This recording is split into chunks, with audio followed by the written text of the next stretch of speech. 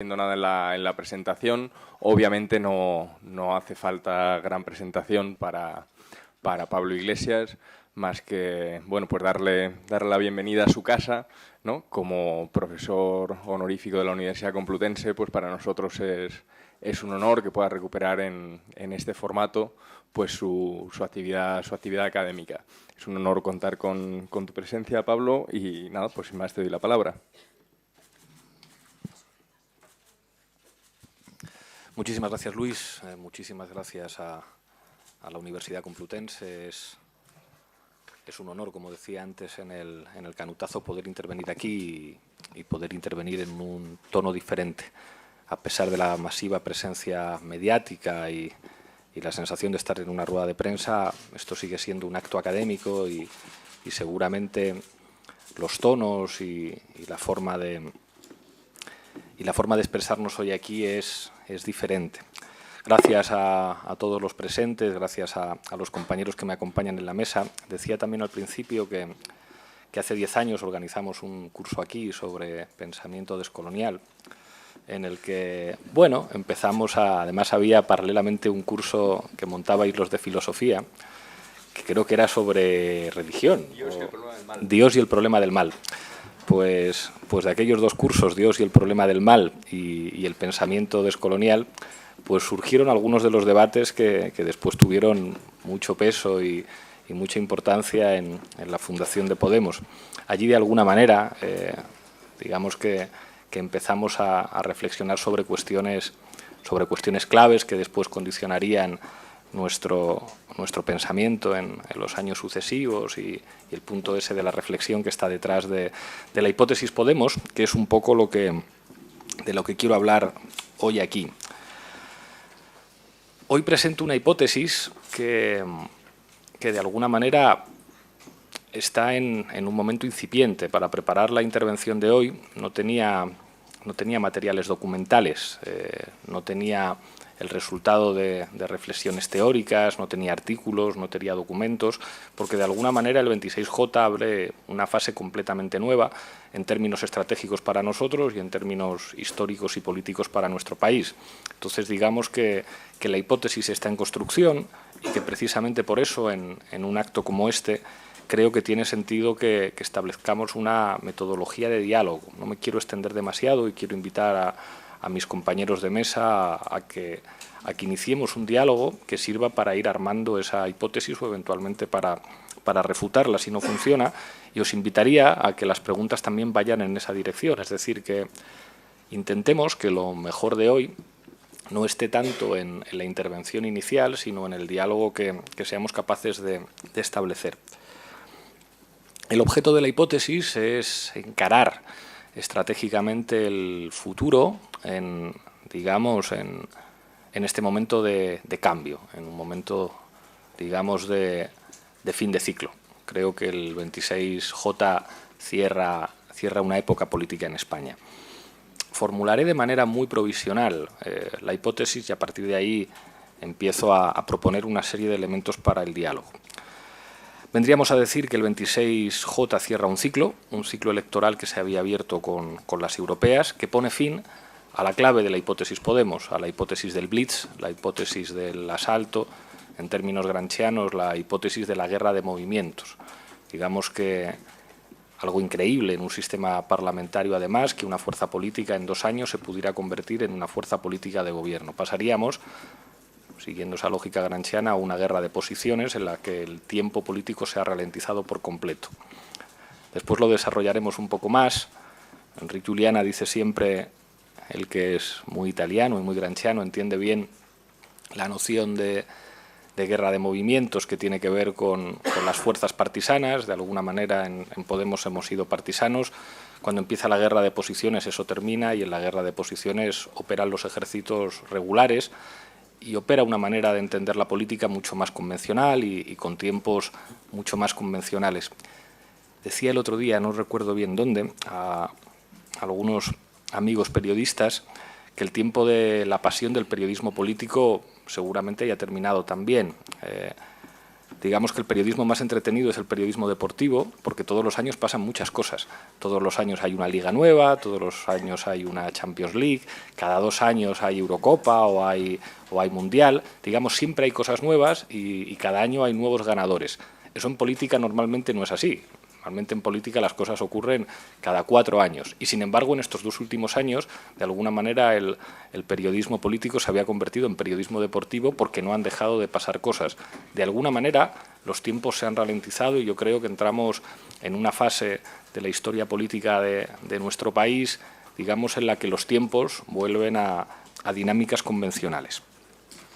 La hipótesis Podemos se sustanciaba en la existencia de una crisis de régimen, una crisis orgánica o una crisis de sistema, que nosotros, digamos, empezamos a detectar, sobre todo en un espacio de diálogo que fue La Tuerca, a partir del 15M, que fue algo que nos sorprendió a todos y en particular nos sorprendió a la izquierda. Yo recuerdo siempre que 2 semanas antes del 15M estábamos muy apenados en La Tuerca discutiendo de las primaveras árabes, teniendo la sensación de la frustración de que en España no ocurriera nada y de repente aparece Juan Carlos Monedero en la sala y el 15M en el año...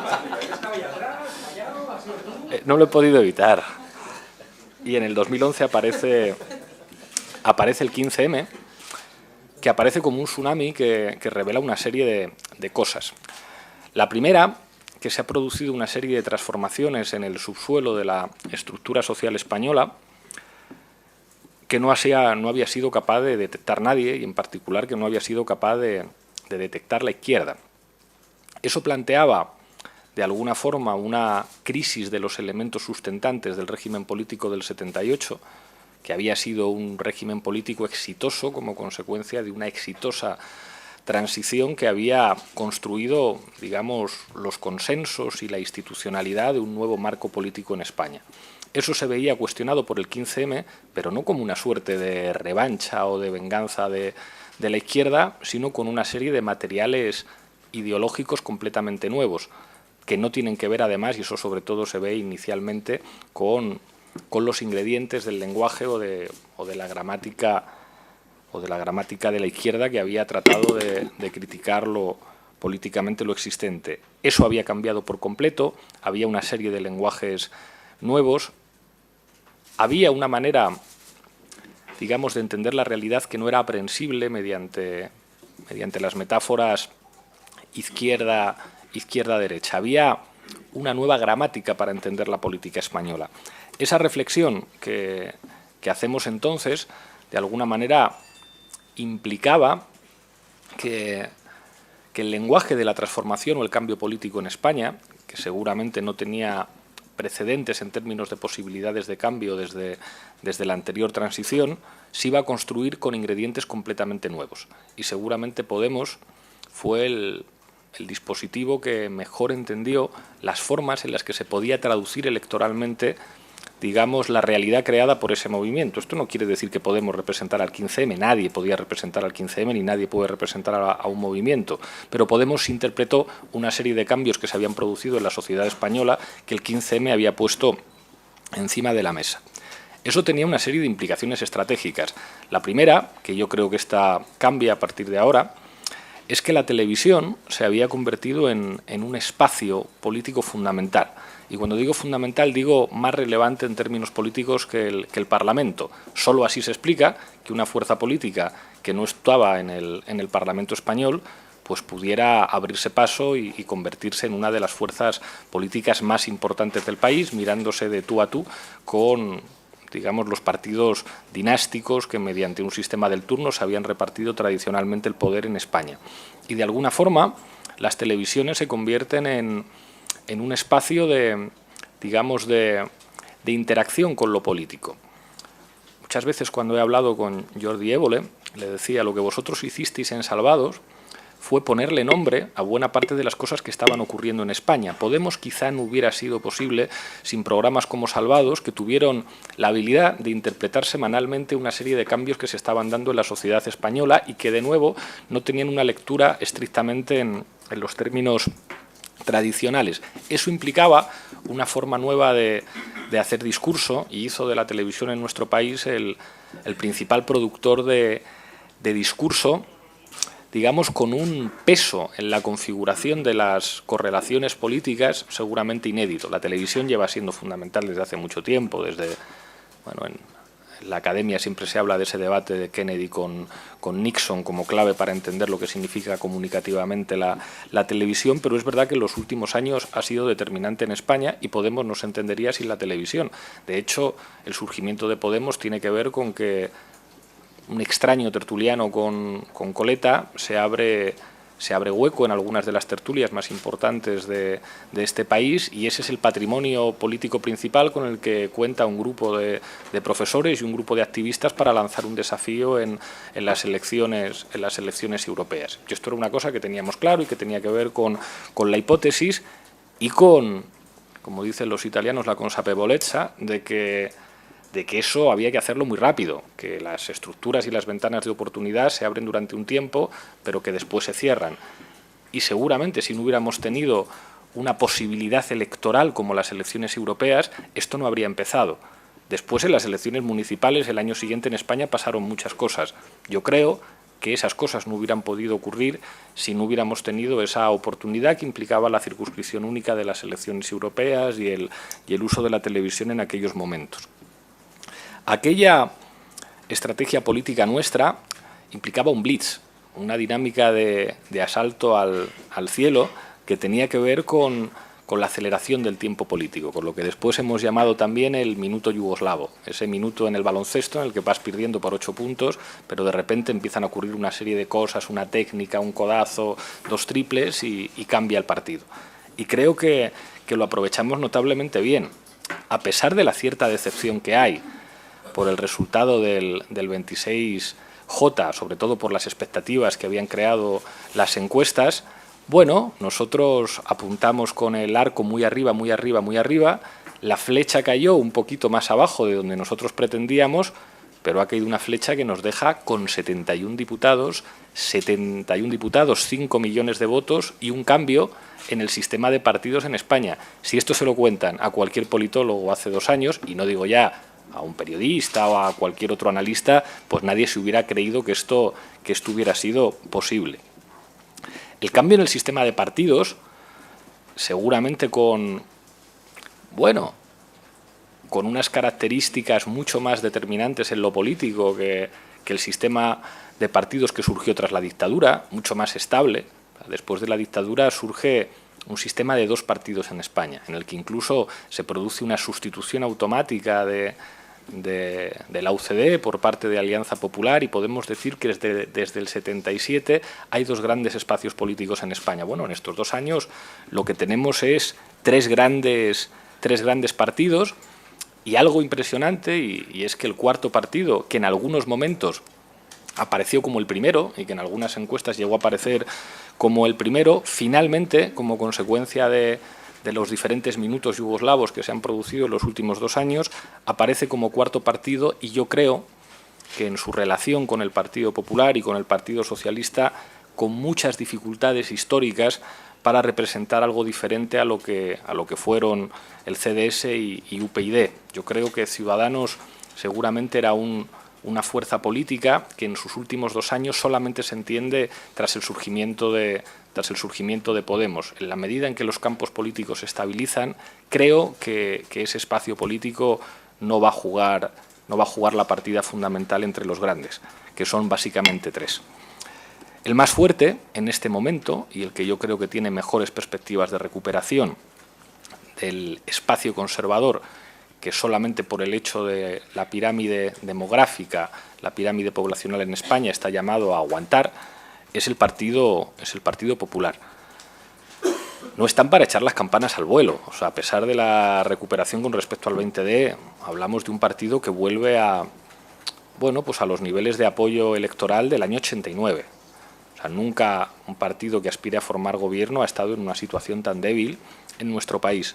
Pero digamos que la base poblacional en España, les promete una existencia prolongada, una hegemonía en el campo conservador. y creo que no tiene muy difícil recuperar una parte de los apoyos que se le fueron hacia Ciudadanos. Y creo que en los próximos lustros, el gran partido conservador en España que tome como referencia por los partidos populares europeos va a ser el Partido Popular. Después está el Partido Socialista, que a pesar de estar en la peor situación electoral de su historia, peor todavía que el 20D, ha conseguido, pues por una parte, evitar el ser convertido en tercera fuerza política a nivel estatal y se conserva como un partido muy fuerte en el sur de España. Y creo que, y esto lo hubiera pensado igual, incluso si hubieran quedado terceros, creo que va a ser un partido crucial en el futuro de España, un partido que de alguna manera va a jugar un rol clave a la hora de determinar quién está en el gobierno de este país, si hay un gobierno con presencia de sectores conservadores o si opta por un acuerdo político con nosotros. Creo, además, que en los próximos lustros el Partido Socialista tendrá que decidir si gobierna con nosotros u opta por otras fórmulas de gobierno. Sin embargo, creo que su papel va a ser completamente distinto al que jugó en España a partir del año 1977. Entre otras cosas, por unos resultados electorales que hablan de Unidos Podemos como la fuerza mayoritaria entre los menores de 40 años, la fuerza que gana las elecciones en Cataluña y en Euskadi, con lo cual Unidos Podemos ocupa ese espacio que alguna vez ocupó el Partido Socialista como partido capaz de articular territorialmente la complejidad de nuestro Estado. Creo que además han renunciado políticamente a ello. Creo que la hegemonía de los sectores del sur en ese partido les ha hecho pues dejar de ser el partido que articula territorialmente lo que nosotros llamamos plurinacionalidad y que otros podrían llamar de otra forma para entender la diversidad de nuestro país. Ergo, el Partido Socialista va a ser un partido muy importante, pero ya no es el partido de los jóvenes, no es el partido del futuro, ni es el partido de la articulación territorial. Nada que ver con el rol que jugó en los últimos 40 años. Y después estamos nosotros, Unidos Podemos, que no es solamente Podemos. Podemos, de alguna manera, es el blitz, es la estrategia de los últimos 2 años, es la traducción electoral del 15M, es la transversalidad y la pelea por la centralidad del tablero, que no tiene que ver con el centro ideológico, sino con la articulación política de ese nuevo lenguaje, de esa nueva gramática política que construye el 15M y que tiene que ver con la incorporación de diferentes sectores sociales a la política, que tiene que ver de alguna manera con que nuevas identidades empiecen a ser determinantes en nuestro país, que tiene que ver también con, y yo creo que esto es una característica muy importante de Podemos, con entender lo que significa la plurinacionalidad de España para construir un proyecto político. Pero Unidos Podemos no solamente es eso. Unidos Podemos son organizaciones políticas autónomas, diferentes a nosotros, que representan esa plurinacionalidad del Estado, en la Comunidad Valenciana, en Galicia, en Baleares, en Cataluña. Unidos Podemos también es la incorporación de una vieja izquierda renovada, digamos la izquierda tradicional catalana y española, que de alguna manera levantó las banderas de una política alternativa al neoliberalismo que procedía de Europa y al modelo de desarrollo fundamentado en burbujas especulativas y en pelotazos urbanísticos, muy renovada, con unas direcciones completamente distintas. No tiene nada que ver, ni siquiera en el caso de Iniciativa per Catalunya, con una nueva dirección, a pesar de que siempre ha sido una organización política con una capacidad de leer el futuro y de leer la renovación, y también en el caso de Izquierda Unida, con una dirección completamente nueva que de alguna manera se incorpora a un espacio político nuevo. Ese espacio tiene mucho peso en los núcleos urbanos, tiene mucho peso entre los jóvenes, produce cierta incomodidad comparar el mapa electoral de 1931 con el mapa electoral actual y comprobar que efectivamente el futuro pues se expresa en las grandes ciudades, se expresa en el Levante, se expresa en los lugares, digamos, más desarrollados, y ver que eso tiene que ver con Unidos Podemos. La paradoja de esta hipótesis, de que de que se ha ralentizado el tiempo político, de que hay 3 grandes formaciones políticas con desafíos nuevos, de que la parlamentarización de la política, digamos, va a recuperar terreno respecto al papel importante de las televisiones y de los medios de comunicación, tiene una paradoja, que es la paradoja del millón de votos. La paradoja del millón de votos que hemos perdido nosotros en estos 6 meses. Si las encuestas hubieran acertado, estaríamos en una prolongación del ciclo. Estaríamos en una situación en la que o bien podríamos formar gobierno ya con el apoyo del Partido Socialista, con las implicaciones que eso tendría en nuestro país, con las implicaciones que eso tendría en Europa, con la guerra mediática sin cuartel que nos declararían, o que pudiéramos hacer una moción de censura en los próximos meses, y en el caso de que el Partido Socialista hubiera optado por apoyar al Partido Popular, pues seguramente la aceleración de ese ciclo podría implicar que nos pudiéramos imaginar un resultado electoral de enorme éxito en muy poco tiempo. La paradoja hace que eso se cierre, que unas elecciones en las que participan millones de personas, de pronto, por 1 millón de votos, pues se cierra un ciclo que podría haber seguido abierto, pero que se cierra y que implica una serie de debates de cara al futuro. Hay otro debate que nosotros tendremos que tener, a pesar de que tiene ciertos elementos de futilidad, que es como ¿qué hicimos mal para perder ese millón de votos? Tengo la intuición de que nunca lo sabremos a ciencia cierta. Nunca se pueden identificar las causas del qué hubiera pasado si. ¿Qué hubiera pasado si Podemos e Izquierda Unida no llegan a un acuerdo y nos presentamos por separado? Yo creo que nos hubiera ido peor, pero eso nunca se puede saber. Y me preocupan los debates que no permiten llegar a ninguna conclusión verificable, pero que por el contrario permiten configurar identidad. Muchas veces lo más importante de los debates no es que expliquen nada, sino que se construyen como trincheras que sirven para identificar bandos políticos que dicen, bueno, yo soy de la explicación A y yo soy de la explicación B. Eso es algo muy importante de conjurar en las organizaciones políticas. Los debates científicos tienen que servir para conocer las causas, no tienen que servir, digamos, para definir identitariamente los campos políticos. Y por eso creo que ese no tiene que ser el objeto de debate aquí, eso lo tendremos que hablar en el Consejo Ciudadano, sino que aquí lo que toca es asumir lo que viene, y lo que viene es un escenario completamente nuevo y un desafío que a mí me impresiona, que incluso me acojona, porque pasar de ser partisanos a ser un ejército regular no es un desafío fácil y nadie garantiza que nos vaya a ir bien. No hay ninguna garantía de que en la guerra de posiciones a nosotros nos vaya a ir mejor. Pueden ocurrir básicamente 2 cosas. Lo que nosotros esperamos, deseamos y por lo que tenemos que trabajar, y es que después de 4 años de oposición parlamentaria, o de 3 o de 2, nos consolidemos como fuerza política de gobierno y ganemos las próximas elecciones, o que, bueno, Unidos Podemos no funcione como ejército regular, que hayamos demostrado ser una máquina de combate impresionante en la guerra de movimientos, pero que en la guerra de posiciones eso no funcione tanto, que efectivamente sea cierto que Unidos Podemos es el resultado de una crisis orgánica, que incluso sus dirigentes son el resultado de eso. Unidos Podemos tiene unos dirigentes que jamás hubieran llegado a nada en un partido convencional, ni siquiera en un partido de izquierdas. O sea, nuestra propia forma de ser, nuestra manera de pensar, nuestra manera de actuar, no nos hubiera permitido llegar a ocupar posiciones relevantes en órganos de dirección. Somos un producto de la excepcionalidad. Entonces cabe preguntarse si esa gente, si esas personas, si ese estilo de hacer partido va a poder aguantar. Va a poder aguantar pues convertirse en un partido normal, con las dinámicas de burocratización que se dan en cualquier forma partido y que ya estudiaron Robert Michels y Max Weber y no hace falta profundizar mucho en ello. Y, digamos, cómo delimitamos un espacio ideológico propio. Claro, aquí, una vez agotada la hipótesis del asalto, una vez acabado el hecho de que fuéramos outsiders, ya no somos outsiders. Y eso plantea un debate sobre el famoso millón de votos que se han quedado en casa.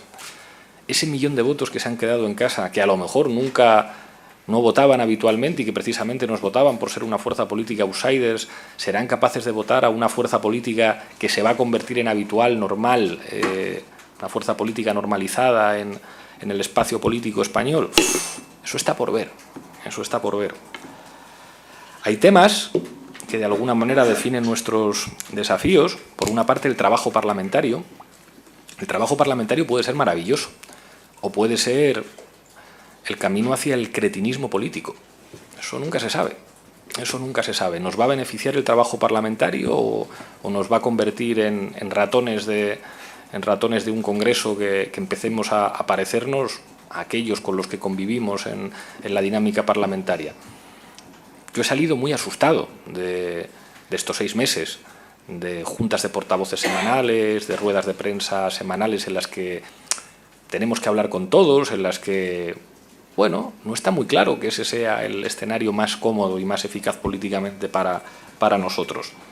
Esto tiene que ver con una cuestión que planteará Irene hoy en su ponencia, sobre la vinculación de Podemos con un movimiento popular. Claro, esto sobre el papel es genial, que haya unos potentes movimientos populares, sociedad civil, que asuman nuestra formación política como un instrumento. Pero no hay que olvidar que la hipótesis Podemos surge del reflujo de las movilizaciones. Muchos decían, Podemos es la expresión de los movimientos sociales, Podemos es la expresión de la PA, del movimiento antidesahucios, de la marea blanca y de la marea verde. No es verdad. Podemos surge en un momento de reflujo, en un momento en el que había pocas movilizaciones. Y al mismo tiempo Podemos, de alguna manera, se lleva a los mejores cuadros de esos movimientos que ahora son diputados o cargos públicos. Lo que hemos hecho en estos 2 años va a permitir rearticular unos movimientos populares en España lo suficientemente poderosos como para organizar o condicionar una relación activa y virtuosa con nuestra presencia parlamentaria. Eso está por ver, eso está por ver. Si esos movimientos populares son capaces de crecer y está por ver qué es lo que ocurre después de estos 2 años. Los sindicatos están como están. Y ya solamente el hecho de conjugarles con el verbo estar es decir mucho. Hay veces que los sindicatos no están, ni nadie les espera. Y el resto de movimientos populares, pues bueno, está por ver que vayan a jugar un papel determinante en los próximos años, después de que en los últimos 2 parece que lo electoral se lo comía todo, y eso seguramente es una responsabilidad nuestra. Tenemos además la responsabilidad de liderar, y eso nos toca a nosotros, un espacio político complejísimo con sectores muy diferentes. De momento hay buen rollo con Izquierda Unida, hay buen rollo con MES, hay buen rollo con Compromís, hay buen rollo con las mareas, hay la asunción de que en Cataluña tiene que nacer una nueva organización política autónoma que se federe con nosotros, pero todo esto es muy complicado. Hay muchas culturas políticas, hay muchas personalidades, todo ello marcado por una dinámica parlamentaria.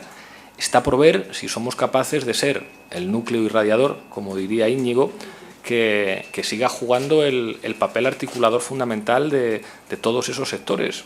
No está claro que vayamos a poder conseguirlo.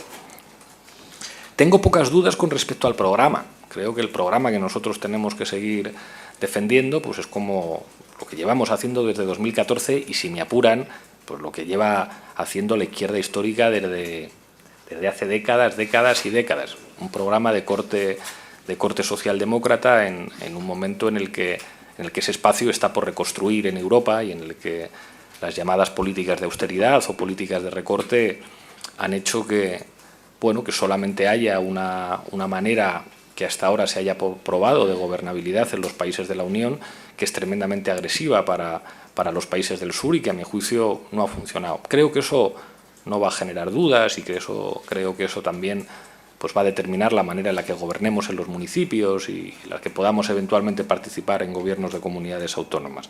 El problema no es el programa. Yo creo que a nivel programático todos tenemos claro lo que se puede hacer en un Estado del sur de Europa, pues limitado por las contingencias de la moneda única, de la economía de mercado, del papel geopolítico de Europa. El problema es generar un bloque histórico, que cuando entras en guerra de posiciones, o hay bloque histórico o no hay política. Y generar un bloque histórico cuando no tienes posibilidades, no tienes posiciones de gobierno, para nosotros es muy difícil. Nosotros aprendimos de Valencia y de Madrid que las cosas se cambian desde las instituciones. Esa idiotez que gritábamos cuando éramos de extrema izquierda y decíamos la lucha está en la calle y no en el Parlamento, es mentira. Las cosas se cambian desde las instituciones y los cambios en las estructuras sociales de Madrid y de Barcelona lo prueban. La recuperación de votos del Partido Popular en Madrid y en Valencia es una cosa que nos debería hacer reflexionar sobre los devastadores efectos culturales que tiene controlar todos los dispositivos de gobierno. El PP sí tiene un bloque histórico en España y nosotros lo tenemos que construir con muy poquito poder institucional y eso es un desafío muy complicado. ¿Cómo generamos una nueva cultura política? El productor principal de cultura política en España siguen siendo los medios de comunicación. A mí es además de las cosas que más me erotiza políticamente, el cómo los medios pueden generar formas de conciencia nueva, pero claro, ahí nosotros no contamos con líneas editoriales favorables. Yo creo que todos podríamos nombrar editoriales que hayan pedido, ni siquiera por pasiva, por activa, los votos para el PP, para Ciudadanos o para el Partido Socialista, pero ¿qué editorial en este país se ha identificado con Unimos Podemos? ¿Cuál? ¿O en qué televisión se ha identificado con nosotros? Los demás partidos tienen líneas editoriales en televisiones y en medios escritos que les apoyan explícitamente. O sea, no digo implícitamente, explícitamente. Ahora hay siempre, o sea, no hay charla en la que no dé un codazo a mi amigo Cebrián. Los editoriales del país han vuelto a señalar claramente lo que tiene que hacer el Partido Socialista, ¿verdad? Apoyar la investidura de Rajoy explícitamente. Entonces, claro, ¿cómo se construye, digamos, un bloque cultural nuevo cuando nuestro papel ahí es enormemente subalterno y sin posiciones de gobierno? ¿Y cómo establecemos alianzas? O sea, lo vuelvo a decir, esto ya no estamos en campaña, o sea, no es tender la mano. Había mucha gente que decía, es que no parece creíble cuando tendéis la mano al Partido Socialista. Nosotros vamos a gobernar en este país si nos ponemos de acuerdo con el Partido Socialista. Lo mismo que ha ocurrido en los ayuntamientos, lo que ha ocurrido en las comunidades autónomas, se basa en un acuerdo que no tiene por qué implicar amistad, ni buen rollo, ni cariño, pero que tiene que implicar una voluntad de hablar de España, de hablar de nuestro país y hablar de qué alianzas quiere hacer cada uno. Y eso es enormemente complejo porque las presiones ya las hemos visto en estos tiempos. Es verdad que se hable un periodo muy amplio de configuración de todo esto, pero cuando la política es guerra de posiciones, digamos, es mucho más difícil de mover, digamos, los locus de presencia de cada actor. Así que con este regalo envenenado de hipótesis, creo que podríamos empezar. Os propongo que empecemos un diálogo con calma, porque los tiempos se han ralentizado, ya la prisa la tienen otros, nosotros no la tenemos, sobre los desafíos estratégicos de Podemos en los próximos años. Por mi parte, nada más. Muchas gracias.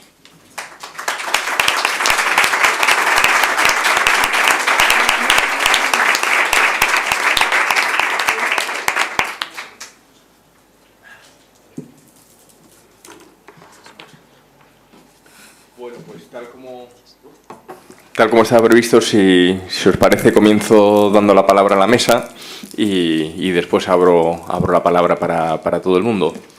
Irene, Íñigo, Clara. Dale, ¿no, Íñigo? Me tienes que dejar un micro. Bueno, se oye, ¿verdad? Bueno, gracias Pablo por la ponencia y los organizadores y la gente que nos acompaña. Yo creo que vamos, y está muy bien que sin haber coordinado algunas cosas se vayan a estar, digamos, como retroalimentando muchos de los debates y en realidad que creo que la ponencia inicial fija el marco de discusión que vamos a tener a lo largo de todo el día, así que efectivamente podemos, digamos, tomarnos las cosas con calma porque van a salir los mismos temas. Y antes de nada, y como precisión metodológica, es verdad que si de algo nos pasamos nosotros es como de autocrítica y reflexividad, y en este caso lo hacemos más bien mirando hacia adelante que mirando hacia detrás, más bien proponiéndonos los retos hacia adelante que, digamos, que las causas o que los motivos de que se hayan cumplido una parte de la hipótesis y no toda. Y también quiero reivindicar, porque está mal que lo hagamos nosotros, pero creo que debe hacerse, la enorme honestidad intelectual de nuestra fuerza política, porque hay una película que todavía se proyecta en los cines que lo cuenta, pero tiene la virtud de contarlo de forma más atractiva, pero en realidad lo llevamos contando toda nuestra vida en los artículos y en las conferencias, y que cuando se discute muchas veces sobre, no sé, el secreto de Podemos, las discusiones en Podemos, las diferencias, las coincidencias, es más útil que acudir digamos, a teorías o a cenáculos, es leer las cosas que escribimos y escuchar las conferencias que decimos. Creo que la conferencia la ponencia de Pablo abre algunos puntos de discusión que van a estar planeando a lo largo del día. El punto central me parece que tiene que ver con que el 26J es el cierre de un ciclo y que a partir del 26J las tareas son sustancialmente diferentes de las tareas que nos hemos fijado hasta ahora y, por tanto, del modo de organización y de pensar la política española que nos habíamos fijado hasta ahora. Creo que eso, y aquí como vamos a tener, o sea, en realidad, digamos, no pretendo, y luego tengo exposición yo, así que no pretendo como resolverlas, que además son irresolubles en última instancia, sino como fijar más preguntas hacia adelante que nos permitan discutirlo y fijar algunos de los temas que me parecen los centrales para abordar la cuestión. La primera me parece que tiene que ver con si hubo o no en España una crisis de régimen, o si fue, digamos, una crisis de los partidos políticos. Crisis de régimen entendida como la crisis del modo de distribuir los lugares políticos, de la capacidad de los dirigentes para ser creídos y de la posibilidad de los de abajo, de los sectores subalternos, para construir una idea diferente de país. Si hubo crisis de régimen en España o no, y si esa crisis de régimen se ha cerrado o no. La hipótesis de que el 26J es un parteaguas es una hipótesis que creo que bebe mucho o que se relaciona mucho con esta idea de que hubo una crisis de régimen, ha habido una crisis de régimen que ha permitido una anomalía llamada Podemos, que en un asalto de caballería al poder político ha corrido a toda velocidad y ha llegado hasta los 5 millones de votos, 71 escaños, en ese modelo, digamos, de acumulación por asalto, de acumulación por carrera, de guerra relámpago, pero que esa crisis de régimen se habría cerrado, o en otras palabras, que el desempate del 26J, después del 20 de diciembre, fue un desempate que se habría resuelto, digamos, más en favor de la transición que del 15M, si queréis que lo pongamos en términos de metáforas, y que se ha resuelto, de momento, se ha resuelto en favor de la conservación del orden y de la restauración, y no de su apertura constituyente o de su impugnación. Me parece que esta es la primera. Bueno, no sé si la primera, uno de los primeros puntos a discutir. ¿Hubo en España crisis de régimen? Yo diría que sí, pero creo que eso hay que discutirlo. ¿Y en qué medida el 26J supone un cierre? Un cierre que no es definitivo como nada en política y que no supone, digamos, plegar las banderas ni abandonar la posibilidad de transformación, que siga abierta, pero que siga abierta en otros términos. En otras palabras, si esto fuera así, no queda ni mucho menos excluida la posibilidad de que Podemos gobierne en España, pero el Podemos que puede gobernar en España es otro Podemos, es otra cosa, drásticamente diferente, más predecible, menos sexy y que genera a lo mejor menos ilusión entre los sectores más movilizados, pero al mismo tiempo menos incertidumbre y menos miedo entre los sectores, digamos, más que miran con posiciones más retardatarias la posición del cambio político. La segunda cuestión sería esta relación, que esto me imagino que lo abordará después Irene, pero esta relación entre digamos, la institucionalidad y la calle. Creo que muchos de nosotros venimos de una cultura política que nos puede empujar hacia la respuesta clásica, que es una respuesta que yo creo que es la respuesta de la derrota, el abonarse a la derrota, pero que es una derrota cálida. Bueno, no hemos ganado, pero hay 71 representantes en las Cortes que van a ser la representación y el altavoz de las luchas, y además que van a decir la verdad. Si esa receta condujera a la victoria, nosotros llevaríamos ganando 200 años, más o menos. Porque, en esencia, digamos, venimos de una cultura política que tiene en su haber ser la mejor representante de las movilizaciones y decir la verdad. Eso hasta ahora, doble check en las dos. En eso lo hemos petado hasta ahora. Y, en realidad, ha sido un certero y honroso camino hacia la derrota y hacia la marginalidad política siempre. Y, por tanto, ¿cuál es esa relación? Con ser expresión de los sectores más movilizados, al mismo tiempo que teniendo capacidad de integrar, movilizar e ilusionar a sectores que no se movilizan y que, es más, cuando se desmovilizan lo hacen en silencio. Y si alguien quiere una prueba de cómo los sectores menos activos cuando se desmovilizan lo hacen en silencio, pues que vean cómo en silencio se ha evaporado o se ha abstenido 1 millón de votos en el 26 de junio, en silencio, sin sacar manifiestos, sin hacer artículos ni entrevistas, sin llenar las plazas, sin sacar carteles, pero se ha quedado en casa, que es como se producen, digamos, las grandes movilizaciones de la gente que tiene capacidad de cantar la balanza. La tercera pregunta, me parece, que tendría que ver con cómo se hace para ser una fuerza que está dentro y fuera de la institucionalidad, o si eso es posible, si quiere, en Europa. ¿Cómo se hace para ser una fuerza que es solvente, es responsable, demuestra que es capaz de solucionar problemas,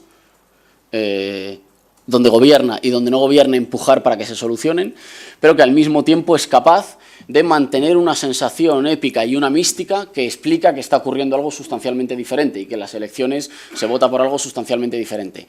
Ese diferencial emocional y de pasión que los medios que nos siguen sienten en comparación a nuestros actos y los actos de otras formaciones políticas. Ese algo diferente que se pone en marcha, que no tiene nada que ver con el número de gente, que no tiene que ver con las consignas, que tiene que ver con el tipo de pasión que se mueve ahí. Que es que la gente que nos acompaña no está acompañando una candidatura electoral, está acompañando una cosa sustancialmente diferente que le hace llorar, reír, alegrarse, dejarse todas las horas, digamos, que pone en marcha una energía política diferente. Es posible estar en la institucionalidad y al mismo tiempo ser capaz de portar una idea de país nueva y decir, yo estoy en esta institucionalidad, cuidado, no como intruso, porque quiero hacer las cosas mejor y no estoy de paso, ni estoy para sacar un cartel de vez en cuando en el Congreso, ni estoy para ser una voz discordante que de vez en cuando hace una intervención más curiosa en las instituciones, estoy para hacerlo mejor en las instituciones que existen, pero al mismo tiempo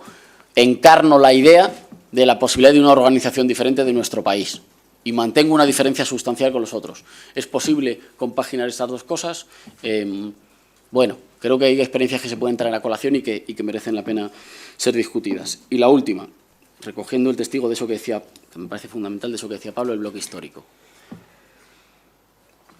¿Cómo Podemos puede ser, en primer lugar, el motor intelectual y cultural que funde una identidad nueva, que luego incluya un polo electoral más amplio que se puede llamar Unidos Podemos o de diferentes formas, y en diferentes territorios se llama de diferentes formas, pero cómo es ese motor cultural que funde una identidad política nueva en España, que nosotros hemos llamado de muchas formas, nacional popular o plurinacional popular en nuestro país, y cómo hace eso, cómo se convierte en el núcleo de un nuevo bloque histórico, es decir, de la imaginación de una nueva España, de la posibilidad de un nuevo acuerdo social y de un nuevo país, ilusionando a los sectores más dinámicos, al mismo tiempo que disolviendo una buena parte de los miedos o de las reticencias de esos sectores que saben que España está en cambio, pero que nos han pedido, yo no sé si una pausa o darle un poco al ralentí y decir, es verdad, hay un proceso de cambio abierto en España, parece que esto es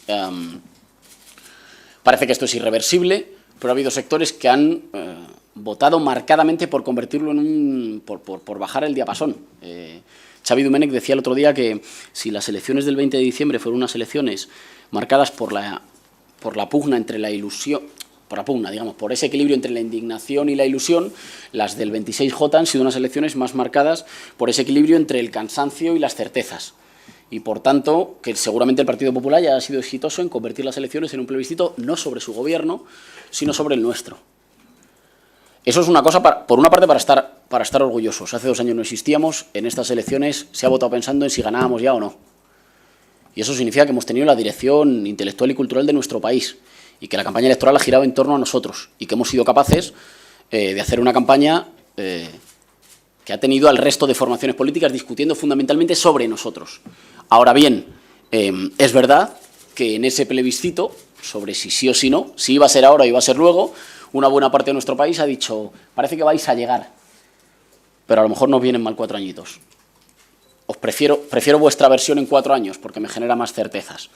Y por tanto que ha habido un voto, no sé si diría del miedo, pero sí de bajarle el ritmo político a nuestro país, desacelerar un poquito el tempo político y decir, está bien, aquí ha llegado la máquina de guerra electoral, yo quiero ver otra cosa para ser capaz de votar en clave de gobierno.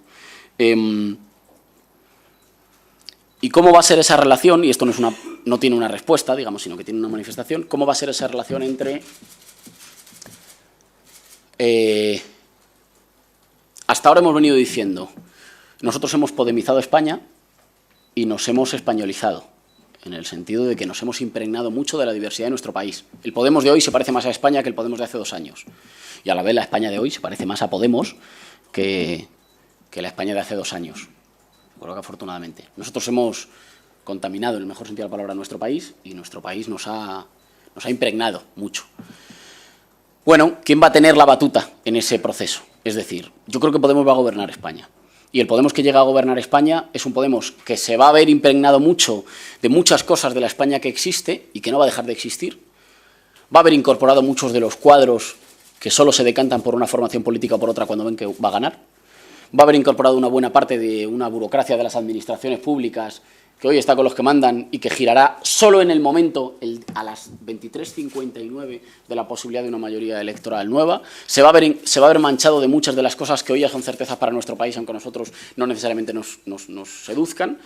Pero al mismo tiempo tendrá que seguir dando esa tarea que a veces hemos llamado de carril largo, de hacer pedagogía para ir transformando alguna parte de los consensos que creemos que tienen que transformarse para que nuestro país pueda ser más justo, más democrático, más equitativo, más soberano.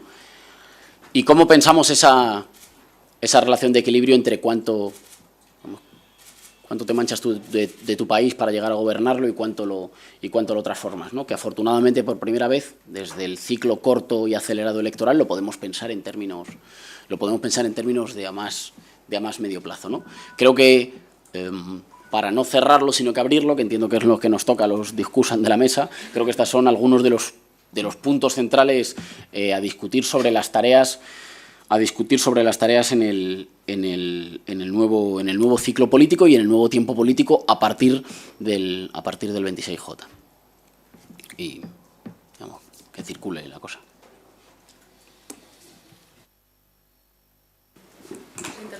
Sí, sí, claro. Bueno, pues buenos días. Igual, muchas gracias a Clara y a Luis y a todos los que habéis organizado el curso, que sé que os ha costado, bueno, mucho.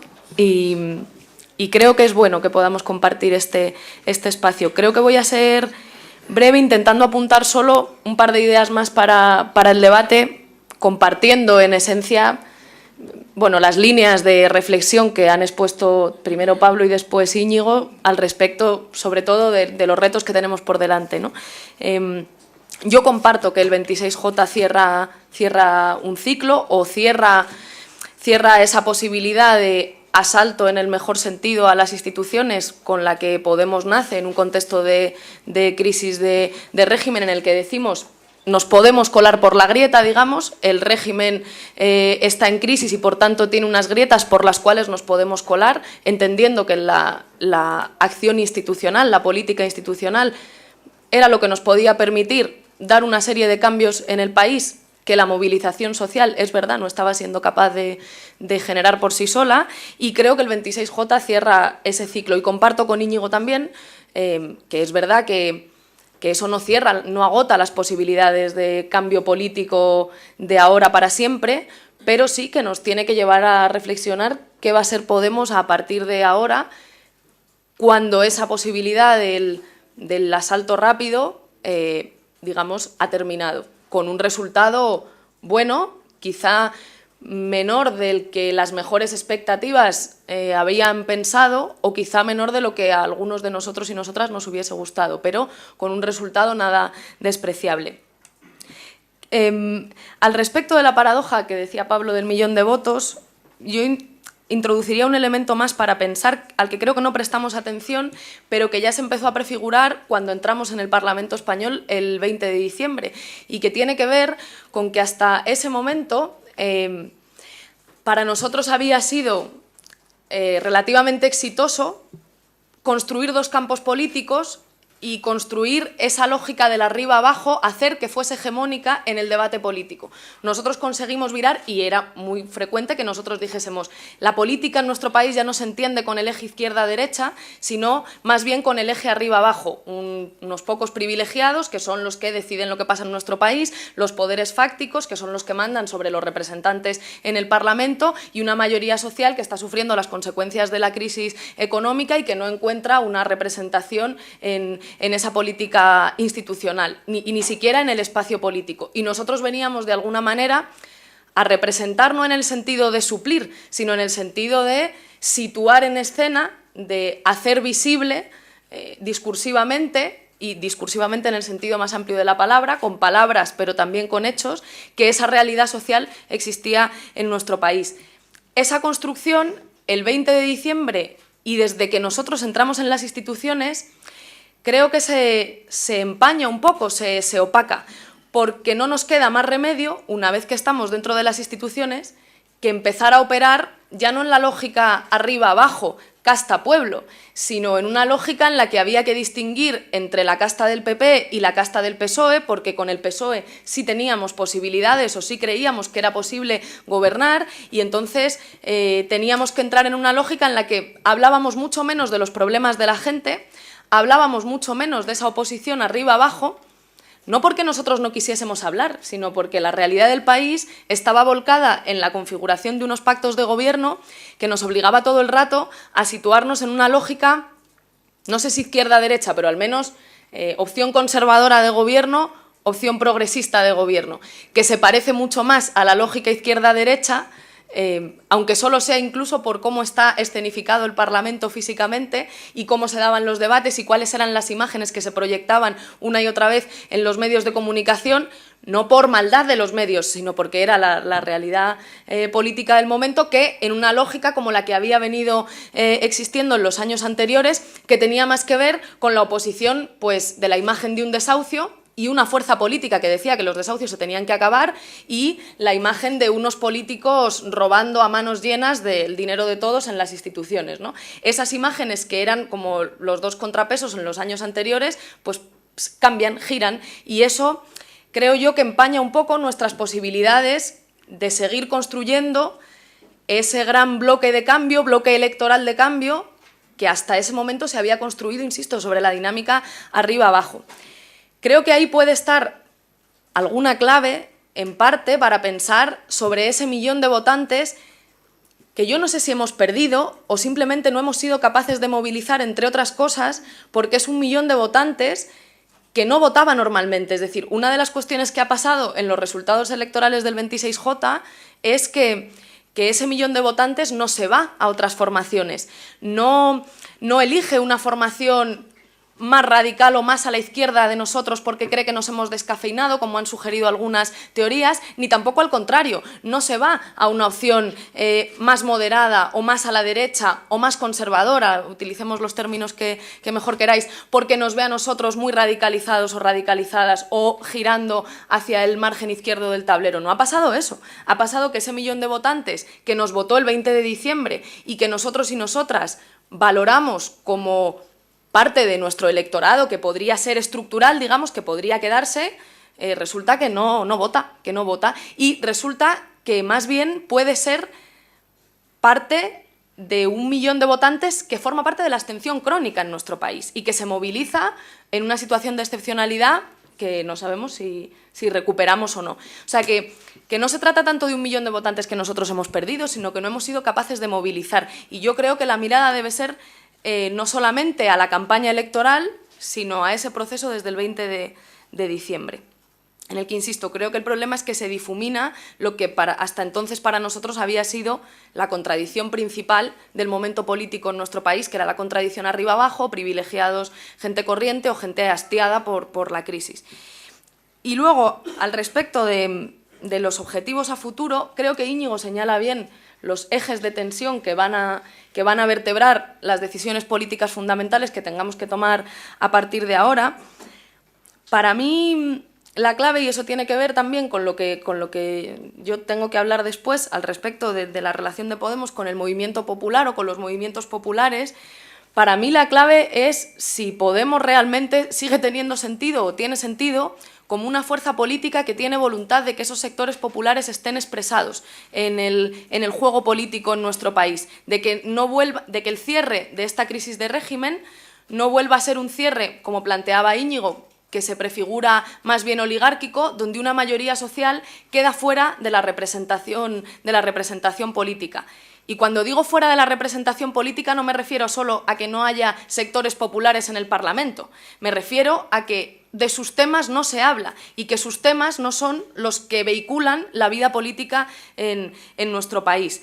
Y claro, ahí ojalá el debate fuese tan sencillo como el que planteaba Íñigo al respecto de ¿Podemos tiene que relacionarse con los sectores más movilizados? ¿Podemos tiene que dar voz a los movimientos sociales, a las organizaciones de la sociedad civil que tienen sus demandas y sus reivindicaciones?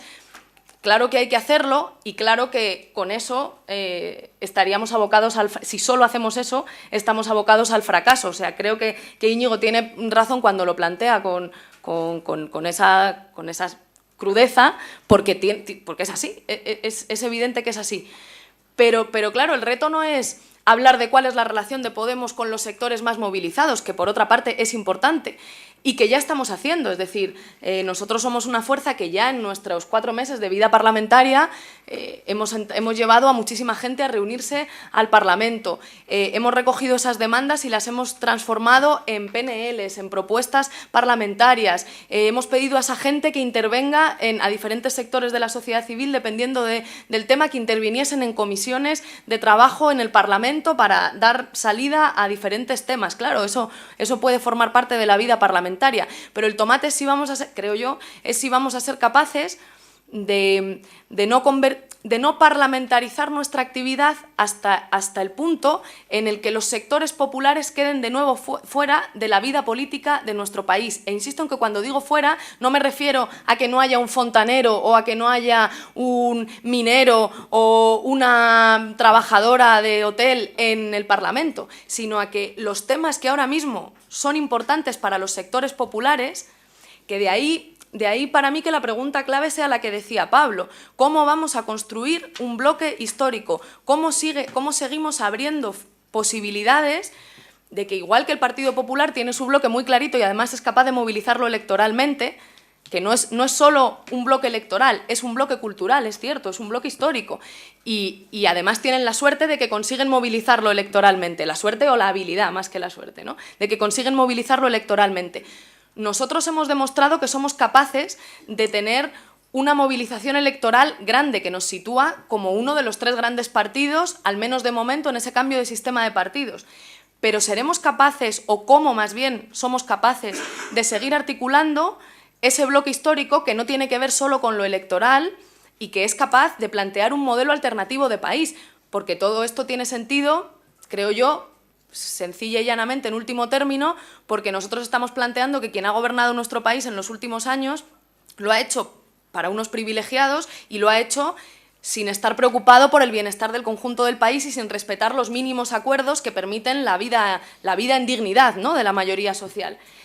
Eso, que es lo que justifica que haya un montón de gente que nos decidimos a dar el paso a apostar por una formación o por un proceso electoral que nos permita entrar en las instituciones para cambiar las cosas, pues eso ahora requiere de un proceso de construcción que ya no tiene que ver solo con construir una mayoría electoral, tiene que ver con ser capaces de construir un bloque histórico que obviamente se active en lo electoral, pero que también sea capaz de expresarse en la vida pública de nuestro país, no solamente desde las posiciones de subalternidad y desde las posiciones de minoría que veníamos viendo en los últimos años, donde una movilización social pues eran 1000 personas en la calle y ya era mucho, sino desde una posición de fuerza que nos permita estar en disposición de ganar.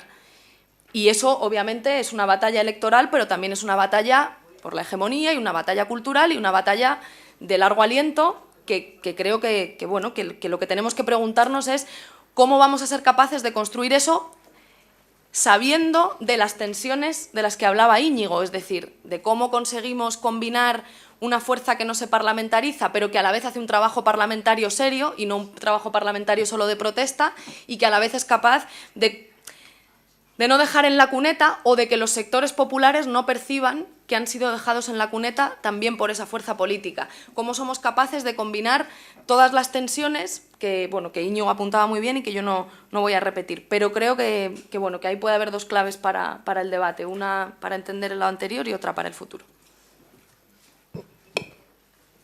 Bueno, pues comento yo algo también brevemente, aunque en realidad comparto básicamente los diagnósticos que se han hecho, ¿no? O sea, yo creo que estoy completamente de acuerdo con Íñigo cuando plantea que Podemos va a gobernar. Es cuestión de tiempo, será tarde o temprano. Lo que pasa es que ya no está tan claro si será el mismo Podemos o será un Podemos distinto. En todo caso, lo que sí que me parece obvio, y en este sentido quería introducir otro tema encima de la mesa, es que ganar dentro de 4 años nos hace perder en cualquier caso una oportunidad histórica y nos hace perder una oportunidad histórica a escala europea.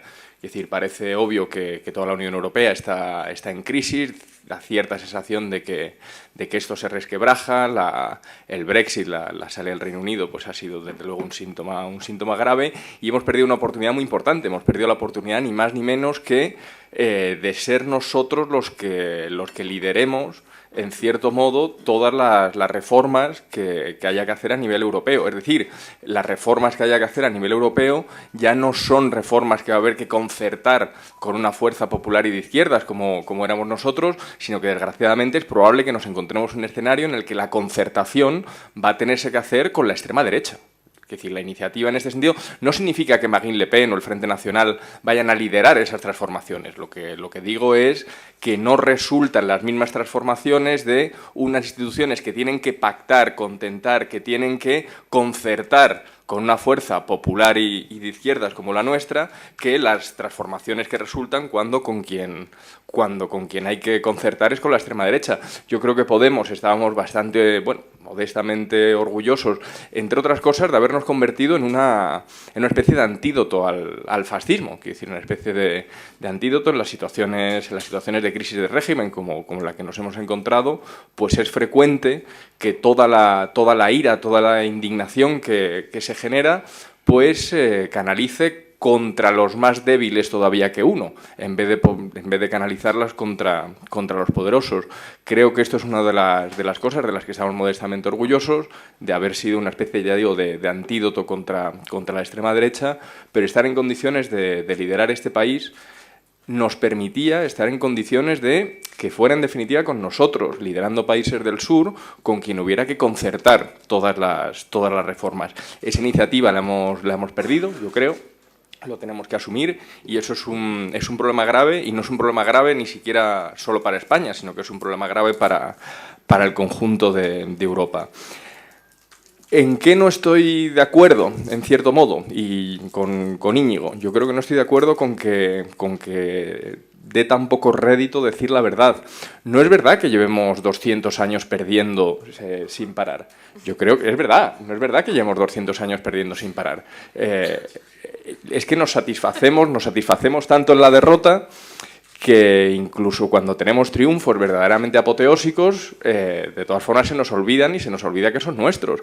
Todo el constitucionalismo rígido, todas las constituciones fuertemente sociales que surgen en Europa como resultado de la derrota del fascismo son, en fin, un resultado que tenemos que interpretar como nuestro, una conquista de las fuerzas populares. Sí, las causas son las que sean, pero vamos, o sea, yo creo que todo el constitucionalismo sobre el que se funda la Unión Europea, sin lugar a dudas, es un triunfo, pues, del tipo de tradición que nosotros mismos tratamos de representar. Es verdad que todo este constitucionalismo rígido, todo nuestro sistema, en definitiva todo el sistema europeo, de las constituciones europeas, que ha sido la época más próspera y más estable de la historia de la humanidad, podríamos decir. Desde el 1945 hasta ahora, Europa ha sido la región más próspera de la historia de la humanidad, y eso se ha debido en gran medida a constituciones fuertemente sociales o fuertemente marcadas por esa misma tradición de la que formamos parte. ¿Cuál es el problema ahora? Yo diría, el problema ahora es que se nos ha olvidado, o se ha olvidado socialmente, cuál es el fundamento al que respondía la Unión Europea, cuál es el fundamento al que respondía, sobre todo, las constituciones rígidas y fuertemente sociales de cada uno de los países. Es decir, se ha perdido el fundamento en el sentido de es que ya ni siquiera entendemos muy bien las instituciones. Digo, socialmente, los politólogos y tal, pues sí lo entendéis, pero socialmente se han dejado de entender a qué principios responden las instituciones de las que formamos parte. Es decir, es que si yo ahora mismo preguntara ¿a qué principio responde que tenga que haber 350 personas en el Parlamento en vez de que, bueno, que Rajoy tenga un botón que vale 137, que Pedro Sánchez tenga un botón que vale 85 y que Pablo Iglesias tenga un botón que vale 71? ¿A qué principio responde eso? ¿Por qué? ¿Por qué? Sí, en fin, o sea, hay que decir, hay disciplina de voto, tal. ¿Por qué? ¿Por qué? ¿A qué principio responde? Si yo dijese... Juan Carlos se la sabe, pero claro, Juan Carlos es un profesor de ciencia política. Yo diría que el común de los ciudadanos no sabría muy bien qué contestar a esa pregunta. Y, no sé, o sea, o encontraría como anomalías, no sé, que la Constitución dijera que el conjunto de la propiedad está subordinada a principios de utilidad pública. Es decir, esto cualquiera lo lee ahora mismo y dice, bueno, esta anomalía, qué rara. Es la Constitución española, o sea, que decir, no la de la Unión Soviética, vamos, o sea, que decir, la Constitución española. Entonces esto lo lees y dices, bueno, esta anomalía, ¿esto cómo se ha colado aquí? O sea, ¿esto qué pinta, no? Yo creo que es verdad, o sea, que decir, ocurre algo parecido, lo analiza Carl Schmitt en la República de Weimar, ¿no? O sea, que decir, que sencillamente se pierde el principio, socialmente se olvida el principio al que responden las instituciones, que sin embargo siguen funcionando, pero siguen funcionando como una especie de cascarón que nadie termina de entender, y yo diría que nuestra principal oportunidad de construir un bloque histórico, en el sentido en el que lo plantea Pablo, y ahí sí que estoy completamente de acuerdo con Pablo en que este es el principal reto, o sea, que yo diría, este es el reto, construir un bloque histórico. Yo diría que nuestra principal oportunidad para construir un bloque histórico, y en esto sé que voy a estar de acuerdo con Juan Carlos, es hacer mucha pedagogía, sí, decir la verdad, y sobre todo una verdad que nos permita recuperar la memoria de cuál es el fundamento al que responden nuestras constituciones que son un triunfo nuestro en concreto de los partisanos de verdad, ¿no?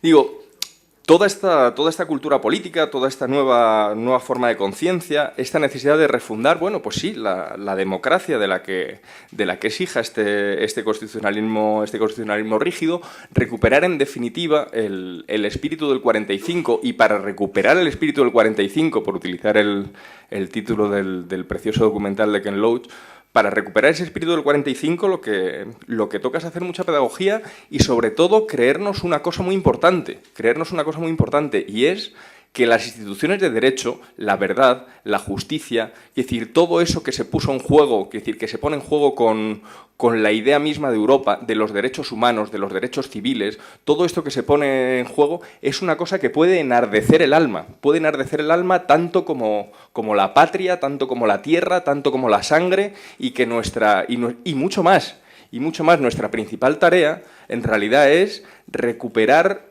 lo mejor de esta tradición ilustrada, que sabe a la perfección que estas ideas de justicia, de derechos civiles, de derechos políticos, de derechos sociales, pueden enardecer el alma. O sea, recuerdo, bueno, si me estoy enrollando me decís, o sea, un texto de uno de los mejores cronistas españoles, Chávez Nogales, o sea, no tiene nada que ver con Chávez, o sea, que decir, Chávez Nogales es uno de los mejores cronistas de la tradición española, lo digo para evitar malentendidos en cualquier caso.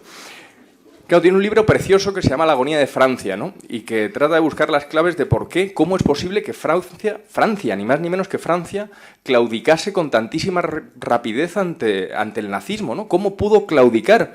Y dijo, bueno, pues porque han renunciado a la identidad que tenían, porque se han olvidado de que la cuestión de los derechos, del Estado de Derecho, de los derechos civiles, de los derechos humanos, se han olvidado de que eso podía ser una identidad con una fuerza vinculante y con una fuerza de movilización del espíritu y con una fuerza de enardecimiento pues tanto como la patria. Entonces intentaron imitar a los alemanes, intentaron pues decir, bueno, pues como esto no enardece, vamos a ver si nos hacemos patriotas por la vía de la sangre y por la vía de la tierra, tanto como los alemanes, y no les funcionó. Y entonces claudicaron por esta especie de derrota ideológica, ¿no? Yo creo que en este sentido sí que es fundamental, como planteaba también tanto Pablo como Irene, la la construcción de metáforas nuevas precisamente para expresar esto. Pero claro, construir metáforas nuevas para expresar esto, en realidad lo que significa es recuperar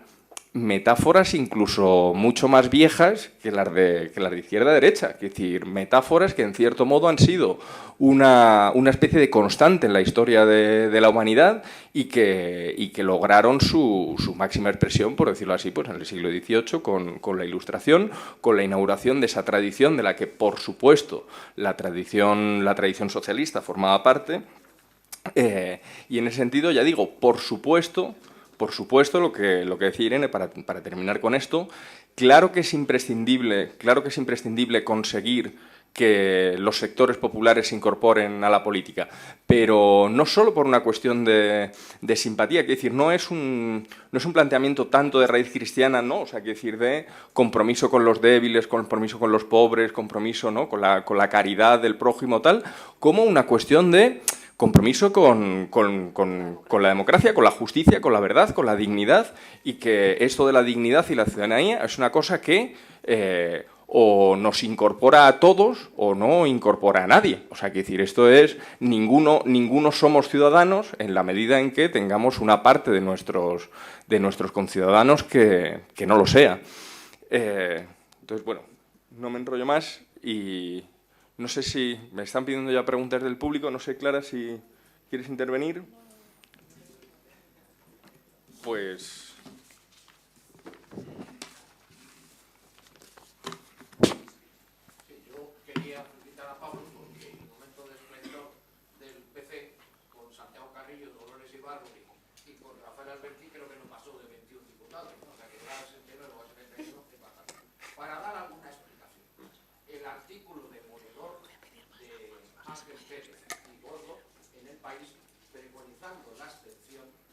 para los de Izquierda Unida y el PC. Yo creo que eso hizo bastante daño. También está bien lo del referéndum en Cataluña, pero auspiciar referéndum en Galicia, en Baleares, en Valencia, yo creo que eso ha perjudicado bastante a Podemos. Y recuerdo que en Galicia hubo mucha abstención en diciembre, quizás ahora ha beneficiado más climatología, pero ha habido un incremento de votantes bastante sustancial. Y voy a decir una cosa en favor de Podemos, que es muy poco conocido. Yo he sido subdirector del San Juan Evangelista. Hice una actividad cultural muy intensa con el famoso Johnny en el Guadalupe y en el África, dependiendo de la fundación de Colón.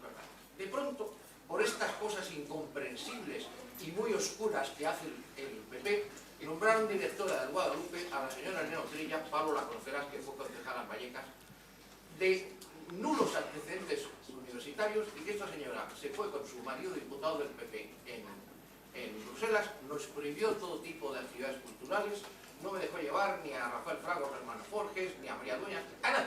Bien. Entonces allí, por supuesto, estaban las altas clases, representantes de los diplomáticos y del PP. Y dijeron, ¿cómo podemos acabar con esta señora? Si su marido es diputado europeo del PP y ha sufrido este partido, Podemos, todos los chicos, incluidos los hispanoamericanos, todos iban con su papeleta de Podemos. Todos. Y yo creo que eso explicó. Allí todo el mundo votó.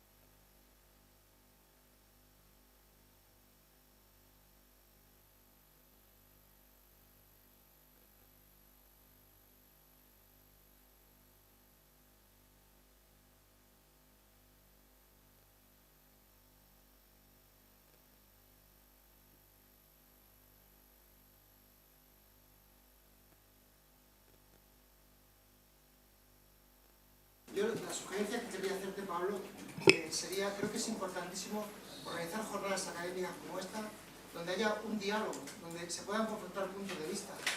¿Para qué? Para que se conozca la verdad. Yo creo que hay un deber moral, que es el deber de buscar la verdad. Había un maestro que decía, la verdad os hará libre. Mi experiencia personal es que la verdad me hace libre y la mentira me esclaviza. Esa sería un poco la aportación que yo querría haceros con todo el respeto del mundo, ¿no? El Papa Francisco en la encíclica Laudato Si habla mucho de diálogo. Y él lo pone en práctica, diálogo con los musulmanes, diálogo con todo el mundo. ¿Para qué? Para que reconozca la verdad. Creo que hay ese deber moral, ¿no? Y esa es la sugerencia que yo querría haceros con todo el respeto del mundo. Y como estamos en este curso de verano, y bueno, tú eres profesor universitario, profesor honorífico de la Complutense, Luis Alegre también ha sido profesor mío, pues quería hacer como una pequeña aportación también, ¿no? Una propuesta de solución. En primer lugar, me parece que la humildad es fundamental, reconocer que nos encontramos ante una serie de problemas donde la política es un medio pero no un fin. Y la política da de sí lo que da de sí. La política no es Dios. Me parece que es una actitud de humildad que es bueno reconocerlo, ¿no? La humildad va muy unida a la sabiduría. Y en segundo lugar también, como es un curso que lleva por título el tema de pensar en el futuro, pues con palabras de Ratzinger yo quería decir que sin Dios no hay futuro. Yo cuando hablo de Dios no estoy hablando de fundamentalismo religioso. Cuando hablo de un Dios, hablo de otra cosa. Hablo de logos, hablo de amor, misericordia y también hablo de juez supremo. Eso encarnado en una persona. Eso es lo que yo entiendo por Dios, ¿no? Y creo que es fundamental para construir un futuro. Habéis hablado de cimientos y de fundamentos. O si queréis, en palabras de Juan Pablo II, que ha sido el hombre que ha aceptado las convocatorias más multitudinarias. Por cierto, convocatorias multitudinarias de laicos. De laicos, ¿eh? Es que digo, porque antes hablamos así de laicos. O sea, tenemos laicidad. Una cosa es ser laico, otra cosa es ser ateo y anticlerical. Eso es distinto. Y una cosa es un país aconfesional y es un país anticonfesional. No es lo mismo. Son laicos. Millones y millones de laicos. No tiene nada que ver eso con el ateísmo. Y por cierto, cuando tiene multitudinarias también lo digo para aquellos que dicen que la fe es una cosa privada. No hay nada más público que la Iglesia Católica. Bueno, pues él decía que Europa, sé tú misma, revitaliza tu identidad. Ese es el mensaje que quería traer. Te he traído un libro, que te lo he regalado, además te lo he dedicado personalmente con todo el afecto al mundo. Se llama Dios o Nada, que es un poco la serie de mensajes que Esa va a ser Dios que va. Bueno, pues es un libro... ¿No creéis que el fin del ciclo político no se hubiera producido igual si se hubiera producido el sorpaso? Es decir, la hipótesis de un gobernar con el PSOE no era imposible. Y esto es un dato fundamental, porque no sé si afecta a una crisis orgánica también. Es decir, yo, en mi opinión, creo que el PSOE no va a gobernar con el PP, no va con Podemos, hasta que no se produzca efectivamente la hegemonía cultural definitiva. Entonces, para mí está en cuestión el tema del PSOE, como un partido a la izquierda, capacidad de incorporar un bloque histórico. Doy, si os parece, esta última palabra y... bueno, doy estas tres que me acabáis de pedir y dejamos a Pablo que cierre. Y a los demás. Bueno, pero fundamentalmente tú. Hola, soy Héctor Quín y felicidades por el curso. Soy mexicano y como un actor que está fuera y que está viendo lo que sucede en España, me pregunto, después de una serie de fundamentos, ¿no? España es una democracia sólida, pero con una clase política que la hace endeble a esta democracia, donde existe una tolerancia a la corrupción por parte de la gente, también donde hay una manipulación de medios y donde los factores, los poderes fácticos tienen ahí, no sé, la pregunta es, ¿los poderes fácticos no creen que hubieran tenido una bala de plata ante esta situación, ante ver a Podemos a la antesala de gobernar y que esa bala de plata haya sido un fraude político en esta elección? Bueno, es una pregunta, ¿no? Vale. Yo quería Sí. No, ahora después. Sí, dale. Sí, que yo quería plantear qué cambios pueden esperarse en Podemos. Por ejemplo, una asimilación a Jeremy Corbyn británico, por ejemplo, más radical de cara al futuro. Luego también plantear la interrogante: ¿qué sistema de alianzas a nivel internacional se plantean con Podemos para controlar al poder económico y no a vincularse del poder económico contribuye a la política. Muchas gracias. Vale, y ahora sí. Una pregunta muy corta. Hablando de hipótesis como dices, ¿qué hipótesis tenéis sobre la confluencia con Izquierda Unida en un futuro próximo, después de que hemos perdido 1.200.000 votos por abstención, que puede ser de parte de Izquierda Unida y parte también del electorado de Podemos? Vale, pues si te parece, Pablo, es tu... Creo que hay una más. ¿Hay una más? Ah. Sí. Sí, sí. Gracias. He oído varias opiniones y voy a exponer una que no hay todavía, con las que podría refutar. Primero, creo haber leído de Educado Aranguren unos libretos, unos folletos sobre la España invertebrada, con lo que, como de Podemos, la transmisibilidad, o sea, esto que nos afectaba a todos, digamos, no me acuerdo el nombre, pues iba muy bien al caso. Yo quería, para decir, el nivel de votos que nos falta parece ser que se ha quedado en casa. Yo creo, un poco sí, pero un poco no. ¿Por qué? Porque para vertebrar España habéis hecho acciones fuertes y buenas, como esta vez coger, por ejemplo, al capitán general y incorporarlo, con lo que se ha visto la chispa que sacó para el régimen militar, ¿verdad? En todo caso, pues habéis hecho un esfuerzo y sobre todo para vertebrar a España. Pero creo que se os ha olvidado una faceta, una tecla, una parte vertebrada que no habéis cogido, y es hacer un pacto con Rouco Varela. Y sobre todo después de lo de Rita, supongo que estaba en el concepto de Sí, ¿no? Bueno, lo que sí, porque hay alguna palabra más. Luego, sí, vamos a tener todo el día.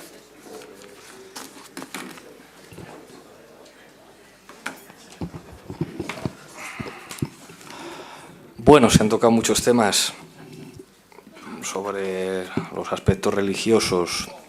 Me apunto lo del pacto con Rouco. Anotaré también, y pediría a Carolina que reflexione sobre si existe algún vínculo entre que la alcaldesa de Madrid va demasiado a misa y el aumento de la abstención.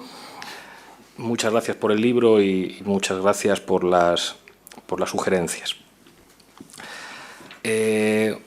Respecto a la confluencia con Izquierda Unida, lo he dicho antes, no pensamos que eso haya implicado un resultado electoral peor, y aunque no tenga sentido hacer, digamos, como reflexiones de qué habría ocurrido sí, yo creo que si nos hubiéramos presentado por separado no tendríamos 71 diputados en este momento. Creo que el desafío ahí para nosotros tiene más que ver con liderar un espacio de confluencia electoral en el que hay diferentes culturas, diferentes estilos, en una fase nueva que es muy complicada y muy difícil. Y yo creo que eso plantea muchos más retos que la evaluación sobre los resultados del acuerdo, que yo creo que es buena y que no tiene que ver solamente con lo electoral, sino con las diferentes piezas que tienen que encajar, pues no solamente para plantear el desafío de la necesidad de construir un bloque histórico, que esto va más allá de las organizaciones políticas, sino para la convivencia en un mismo espacio político de diferentes culturas. Yo creo que a veces la historia, aunque no siempre es justa, a veces lo es, y yo creo que ni en el palco del Bernabéu saben ya quiénes son los señores Pérez y Gordo, y yo creo que eso no es malo. Con respecto a los referéndums, es curioso cómo los marcos se instalan. Yo creo que nadie habla de referéndums en Galicia y en Baleares, nadie. Ni siquiera las fuerzas políticas soberanistas en esos territorios, y muchísimo menos nosotros. Pero es muy revelador que el que nuestros adversarios lo repitieran haga que en un curso del Escorial alguien que es partidario nuestro diga ¿por qué pedís un referéndum en Baleares? Cuando nosotros nunca hemos hablado de eso, ni nadie en Baleares, pero eso pues revela la batalla de los marcos. Hay mucha gente en España que piensa que nos hemos financiado ilegalmente de Venezuela, y es mentira. y hasta el Tribunal Supremo lo ha dicho 6 veces, pero a fuerza de repetirlo, pues bueno, pues hay directores de periódicos que son capaces de imponer mentiras como marcos consolidados. Eso es muy revelador de la situación de una democracia.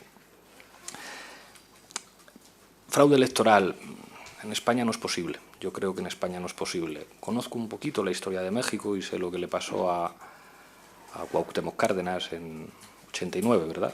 88, con el famoso apagón. Yo creo que eso aquí no es posible y creo además que no es necesario. O sea, yo creo que aquí se pueden plantear las batallas sin necesidad de hacer trampas. O sea, las trampas ya se hacen en otros ámbitos. Mentir es hacer trampas y mentir, digamos, que funciona en la política. La hipótesis que planteaba el compañero es verdad. O sea, lo de ¿y qué hubiera ocurrido si? Que es lo que yo decía, la paradoja del millón de votos. Hay una cosa que decía antes Errejón, que es verdad, pero como en todos los procesos históricos, es paradójico que un grupo muy pequeñito defina los términos del siguiente periodo. Ha habido 1 millón de abstencionistas que han definido pues lo que Errejón señalaba como algo así como bajar el ritmo. Es decir, como de alguna manera él hablaba, digamos, de quizá esto tenga que ver con el miedo, quizá no, pero lo que han dicho en estas elecciones es que más despacio, que a lo mejor dentro de 4 años sí, pero ahora no. Eso solamente ha sido 1 millón de personas que se ha abstenido. Hay muchos más millones que han dicho cosas completamente distintas. ¿Qué es lo que hubiera ocurrido si ese millón no se queda en casa? Decía el compañero, yo no creo que el PSOE hubiera querido pactar con vosotros. No lo sabemos, pero desde luego no se hubiera cerrado el ciclo. Si hubiera ocurrido lo que decían las encuestas y el Partido Socialista decide entregar el gobierno al Partido Popular, la afirmación que he hecho yo aquí, según la cual el Partido Socialista va a seguir siendo un partido fundamental en el futuro de España y que nosotros estamos llamados a entendernos con el Partido Socialista para gobernar, no sería esa afirmación. Entonces, a lo mejor en 4 años sí que estamos hablando de un harakiri político y de que Podemos puede sacar mayoría absoluta. Pero es que así es la política. Digamos que las condiciones de posibilidad a veces cambian por cifras, por cantidades pequeñas de votos. Había 2 posibilidades, básicamente. O Podemos gobernaba con el Partido Socialista, o el Partido Socialista entregaba el gobierno al Partido Popular y, por lo tanto, entrábamos en una fase de posible moción de censura en cualquier momento o de una repetición electoral con una nueva vuelta de tuerca al sistema de partidos en España. A lo mejor ya no serían 3 grandes partidos, sino otra vez 2, pero entramos a una fase de estabilización que es completamente distinta y que es pues menos sexy. Es decir, tenía razón Íñigo, entramos en una fase en la que nos tenemos que convertir en un partido normal y esto tiene enormes riesgos. Y una cosa que estamos viviendo aquí hoy que, bueno, yo no sé si es repetible esto durante mucho tiempo. Tenemos a varios miembros de la ejecutiva de Podemos tomando la palabra y hablando en unos términos que serían más propios de los analistas de una fundación de pensamiento del partido. O sea, es como... Esto no ocurre en las jornadas de los cursos de verano del PP o del PSOE. No se habla de crisis de régimen, ni se habla de Gramsci, ni de Max Weber, ni se cita... De Gramsci sí por los cuadernos de la cárcel. Claro. Pero es otro estilo diferente. O sea, no es normal que la dirección de un partido político intelectualice la situación política en abierto. Eso forma parte de ese sex appeal de Podemos en el que, bueno, pues hay una serie de cosas nuestras muy llamativas. ¿Eso es sostenible durante mucho más tiempo en una situación de normalidad política? Pues es un desafío y es dudoso. Claro, hay una pregunta muy importante, que es curiosa también, o sea, por la cuestión de los marcos. ¿Os vais a radicalizar? Esto es, ¿os vais a parecer a Jeremy Corbyn? Es como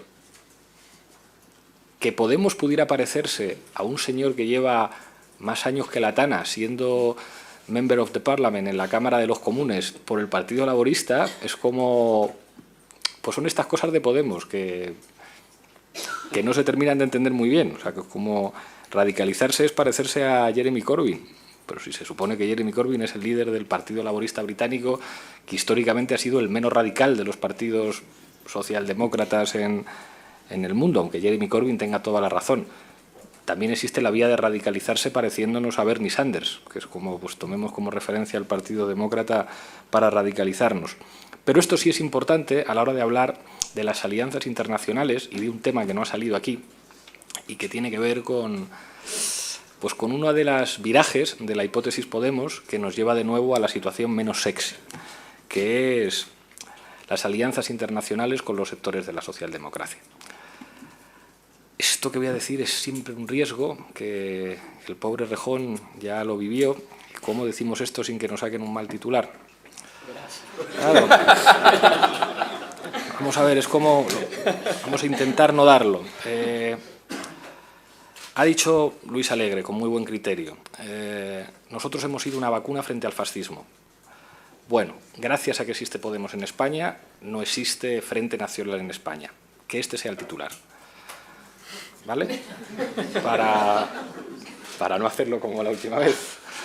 Y entonces la historia es, ¿cuál es la clave fundamental de la estrategia discursiva del Frente Nacional en Francia? Estamos contra todo. Esos sí son populistas de verdad. Esos sí son populistas de verdad y dicen, estamos contra la Unión Europea, contra el euro.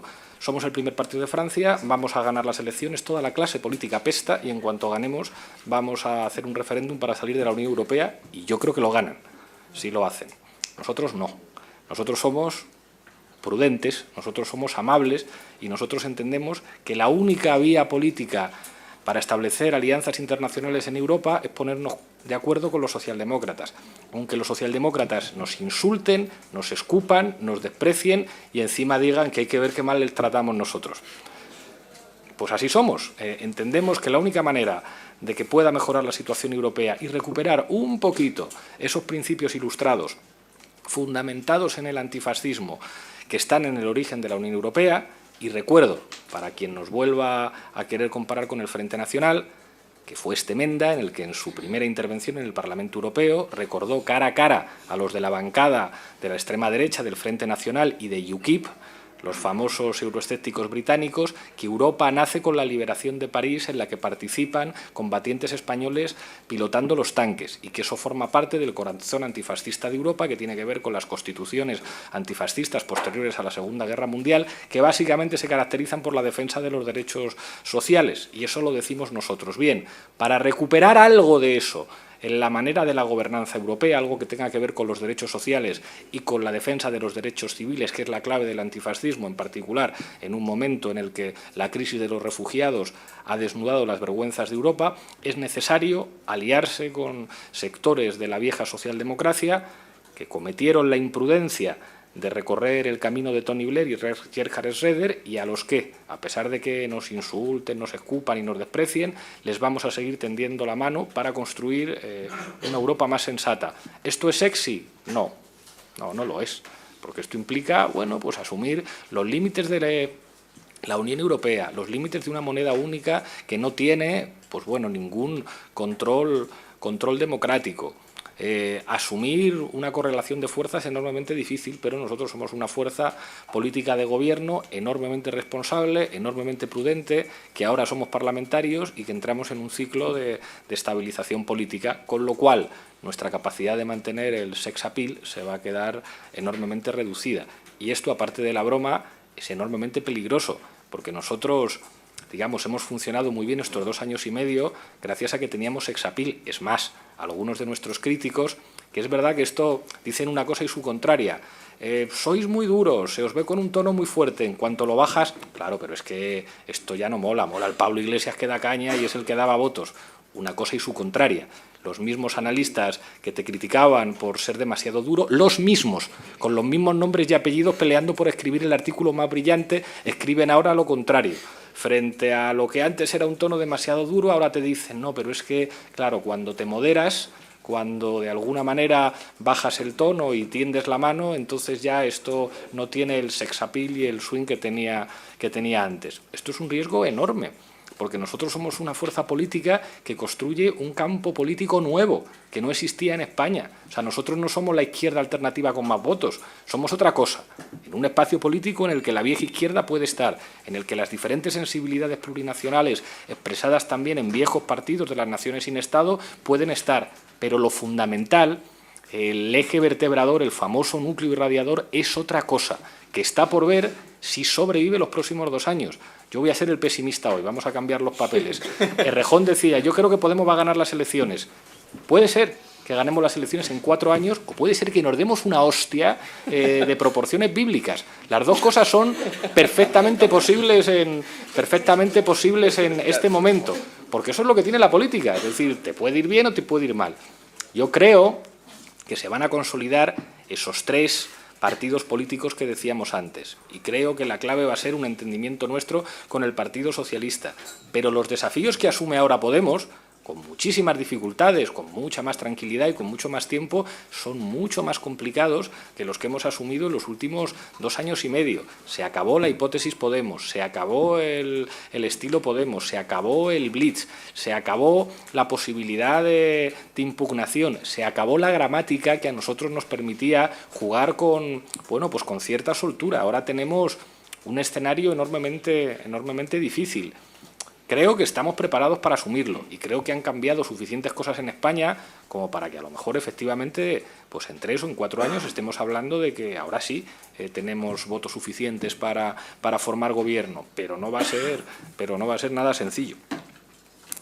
Más preguntas. Bueno, nos correspondería ahora hacer un pequeño descanso, pero me está pidiendo Juan Carlos la palabra. ¿Qué mejor manera de descansar que escuchar a Juan Carlos Monedero? Razón de que este seminario no puede tener lugar en el particular. No veo yo a Rajoy citando a Gramsci ni a Hegel, nada por el estilo. Pero esta discusión que tenemos aquí es la misma, Pablo, que la del libro que compilaste tú sobre Juego de Tronos. Tiene muchísimo que ver, ¿no? Es una cosa que me extraña, ¿no? Porque pudiendo haberse referido a Podemos sobre las cosas que escribimos, muchos han preferido citar una frase descolocada aquí y allá, cuando era mucho más sencillo acudir, ¿no?, a las cosas que hemos escrito. Lo que planteáis vosotros como incertidumbre de futuro, yo al revés lo veo como la condición de posibilidad. ¿Por qué? Porque llevamos mucho tiempo planteando que hay una crisis de civilización y que la libertad, la igualdad y la fraternidad, que es lo que hace que se construya el aire de familia de lo que ha venido siendo la izquierda, hoy está radicalmente amenazado. La igualdad nunca hemos sido más desiguales, la libertad amenazada, ¿no?, por la pérdida del Estado de Derecho, y la fraternidad por ese sentido común egoísta que está en marcha. La crisis civilizatoria, que la hemos analizado mucho, tiene que ver con la crisis del mundo del trabajo, donde por vez primera en los últimos 200 años se está solventando la tasa de ganancia sobre las espaldas netas de los trabajadores. Por eso el año pasado es la primera vez que el 1%, y ya no es un lema retórico, el 1% tiene más riqueza que el 99%. Y por tanto hay una realidad ahí concreta de que la reconstrucción del mundo del trabajo implica que los próximos, ¿qué? El estudio de Oxford, en los próximos 15 años desaparecen casi el 50% de los empleos. En términos medioambientales, la crisis no hemos hablado de ella, y por eso yo soy más crítico con las posibilidades de una política keynesiana tradicional, porque no permite, ¿no?, el medio ambiente ese tipo de salidas. La mercantilización del mundo, que ahí estoy de acuerdo con el padre, ¿no?, que creo que hay una pérdida de sentido que hace que en las zonas ricas de España hay hasta un 30% de gente sobreviviendo con antidepresivos, somníferos, ansiolíticos y demás. Esta crisis, que es europea, se agrava en los países del sur por cómo hemos salido de las dictaduras, por un lado, ¿no?, que creo que es muy relevante, y porque eso ha generado una política del miedo muy fuerte. ¿A dónde quiero llegar? Esta crisis sistémica, el sistema tiene su solución. Que hay un problema medioambiental, privaticemos el agua, privaticemos el Amazonas. Que hay un problema, por ejemplo, con el envejecimiento de la población, lo que decía Cristian Lagarde, a ver si los viejos se mueren un poquito antes. Que hay un problema con refugiados, subcontratamos a Erdogan para que dispare contra ellos, etc., ¿no? ¿Por qué digo esto? Porque la solución de esta crisis civilizatoria, para hacer tortilla va a haber que romper los huevos. Y no hay ninguna fuerza política en España que no tenga deudas con los factores de poder de ese 1%. Podemos es la única fuerza que no debe dinero a los bancos, que no tiene deudas con las grandes empresas multinacionales y que busca los mejores argumentos para que solventen los problemas de la mayoría. Cosa que no le ocurre ni al PP, ni al PSOE, ni a Ciudadanos. Hay una discusión de fondo, y es que yo creo que somos herederos de los derrotados.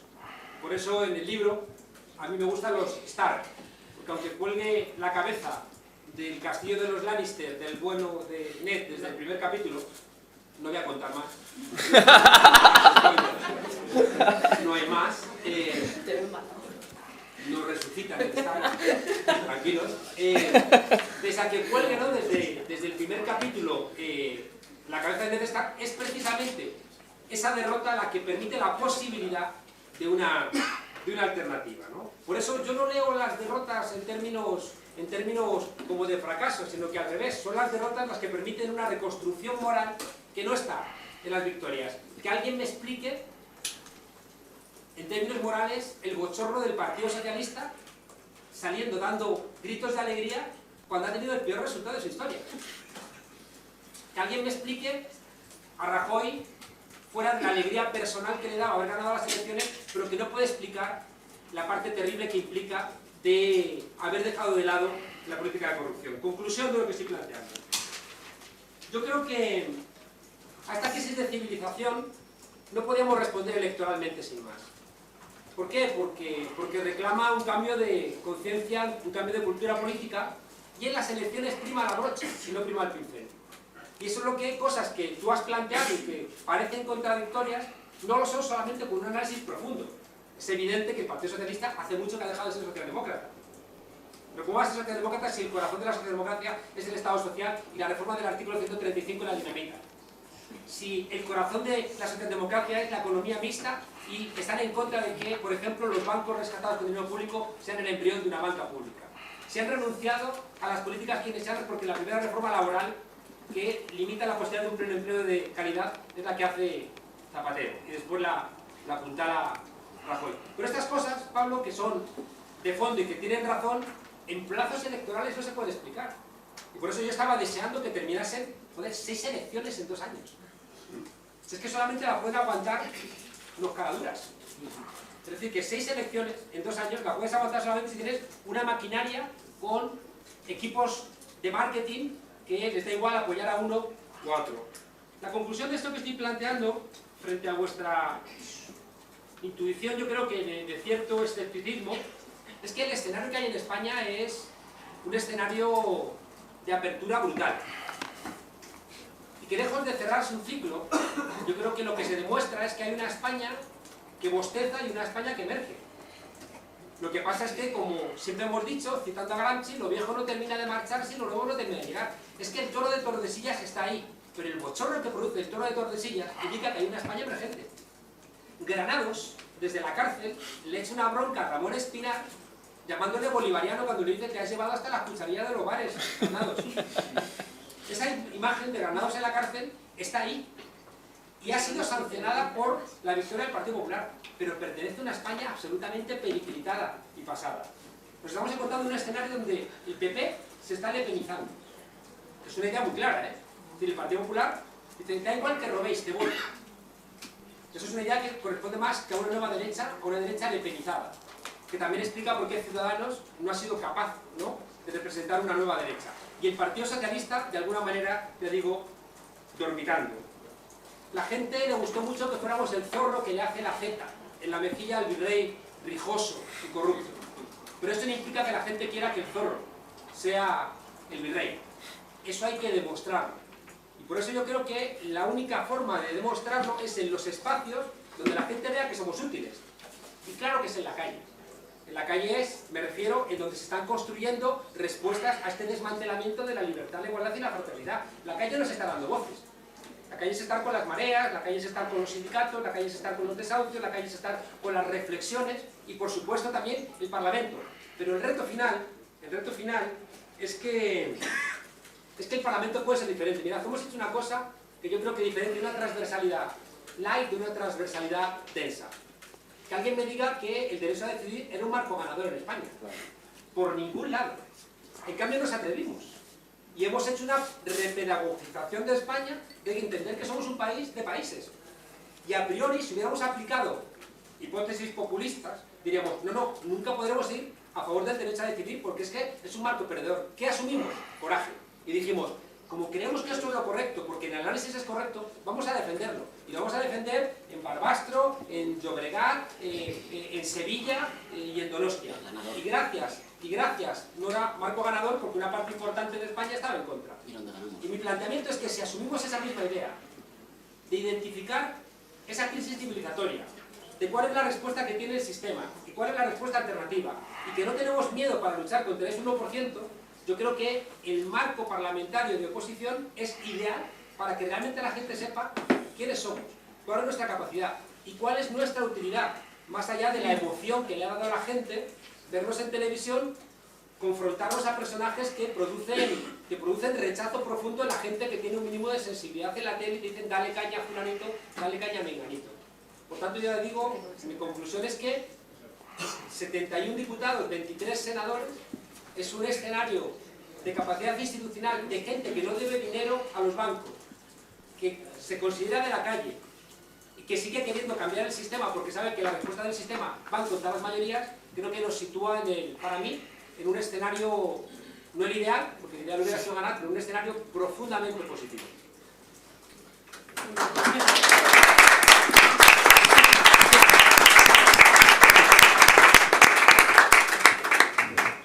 Bueno, ¿os parece si hacemos un descanso? Sí.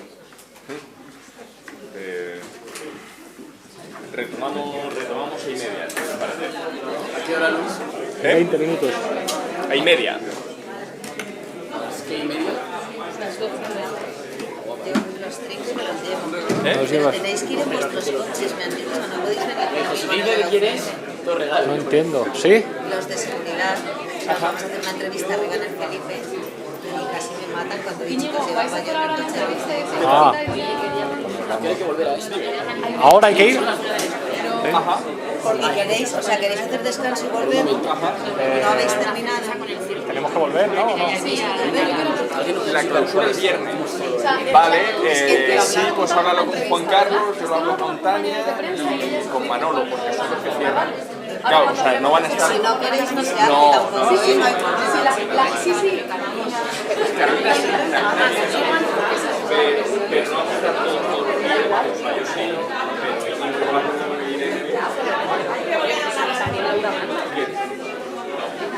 ¿Cómo será la orientación?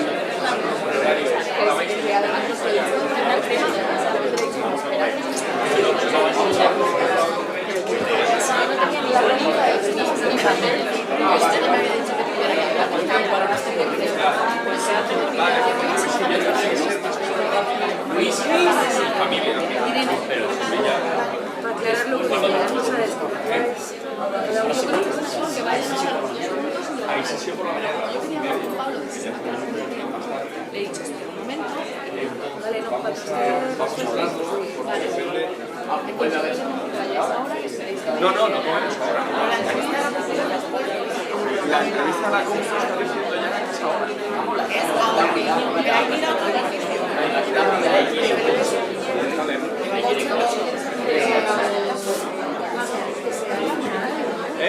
Ahora, María, ¿echar una fotografía contigo? Además quiere que vayamos a comer al Felipe II. No, pero para comer se ha reservado otra cosa. Para comer se ha reservado. Hola, ¿me gustaría una foto? Sí, podría. Claro, arriba, que es el sitio donde van a hacer la entrevista. Vale.